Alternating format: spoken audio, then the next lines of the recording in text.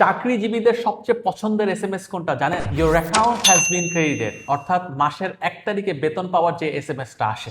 কিন্তু 15-20 তারিখ আসতে না আসতে এই হাসিটা কিন্তু মলিন হয়ে যায়, কারণ পকেট ততক্ষণে ফাঁকা। আজকের ভিডিওতে আমরা এমন একটা টেকনিক শিখবো যেটা দিয়ে আপনি আপনার বেতনের টাকা দিয়ে আপনার সম্পূর্ণ প্রয়োজনও মেটাতে পারবেন, টুকটাক শখ আহ্লাদও করতে পারবেন, প্লাস কিছু সেভিংসও করতে পারবেন। টেকনিকটার নাম হলো 50-30-20 রুল। আপনার বেতনের 50% আপনি ব্যবহার করবেন আপনার প্রয়োজন মেটানোর জন্য, যেমন আপনার বাসা ভাড়া, আপনার বাজারের খরচ, আপনার কারেন্টের বিল ইত্যাদি। 30% ব্যবহার করবেন আপনার শখ আহ্লাদ পূরণ করার জন্য, যেমন আমার গেম খেলতে ভালো লাগে, আমি গেমের ডিস্ক কিনি, আমার বই পড়তে ভালো লাগে, আমি বই কিনি, বাইরে রেস্টুরেন্টে খেতে ভালো লাগে, সো মাঝে মাঝে রেস্টুরেন্টে যাওয়া হয়। কিন্তু মনে রাখবেন যে এই শখ আহ্লাদ যেন 30%-এর মধ্যেই থাকে।